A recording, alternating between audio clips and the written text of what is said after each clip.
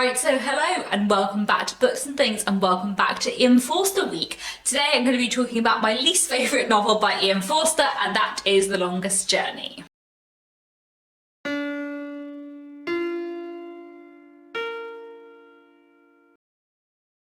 The cow is there, said Ansel, lighting a match and holding it out over the carpet.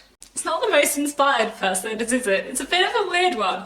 However, I'm also going to read you the first sentence of the introduction because I feel like this is quite interesting too. So this is the introduction to the book, which is written by Ian Forster himself, and he says, "The Longest Journey is the least popular of my 5 novels, but the one I am most glad to have written." Which is interesting because I understand why it is the least popular of his 5 novels, though I do like it, and though I think there are like moments of brilliance in it, it is not my favourite. So, what is The Longest Journey about? The Longest Journey follows a young man called Ricky Elliott. At the beginning of the book, he is studying at Cambridge, and we're following him and his relationship with his friend Ansel, them both coming into their own, coming to understand the world. And Ricky has a few different friends who we become acquainted with early on in the novel, including a woman called Agnes and her elder brother. And Agnes has just become engaged to another young man, and Ricky kind of finds himself sort of drawn to Agnes and sort of drawn to the relationship and the chemistry between her and her fiance, and how real and alive that seems to him. And we're following Ricky's relationship with Agnes and also his relationship with a young man called Stephen, who he meets later on in the book, who is a kind of like ward slash protege of Ricky's aunt. And they have a complicated kind of slight dislike for each other, but also come to understand each other a bit more throughout the book. And there's quite a few different plot threads that we are following throughout The Longest Journey. I have quite mixed feelings about this one. It's the most recent Ian Forster book I read. It's the last one of his 6 that I read, and I was a little bit disappointed by it. I didn't love it as much as other Ian Forster books that I have read. There are some things in it that are brilliant. It has some really powerful moments and some really wonderful character relationships. The relationship between Ricky and Stephen is really interesting and complex and well drawn, and the relationship between Ricky and Agnes as well is complicated but believable, and just very, very interesting. I also really like Ansel as a character, Ricky's friend from university. He's actually my favourite character probably in the book, and I kind of wish we'd seen more of him, but I do like the glimpses of him that we do get, and I do like his relationship with Ricky as well and how that changes.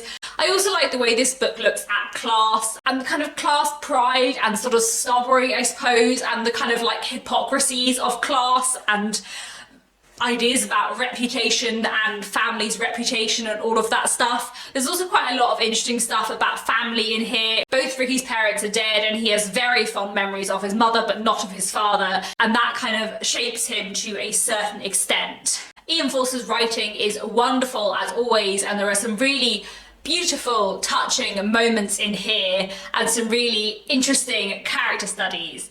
But I just think it's a bit of a mess, and I almost like, I don't know, as I mentioned yesterday when I talked about what I like about Ian Forster as a rule, one of the things I do really like about Ian Forster in general is that his plots are a bit unpredictable, that they don't always go in that conventional way you expect, that they don't always end conventionally, that not everyone falls in love with the people you expect them to fall in love with, etc. And I really like that. I think especially because Ian Forster is an Edwardian novelist following on from the Victorian period, and quite a lot of Victorian novels are a bit more conventional in their plots. Not always, and I feel like sometimes we assume they're much more conventional than they are. That's a side point for another day. But there's something really rich and wonderful about how Ian Forster's novels are so unexpected in many places.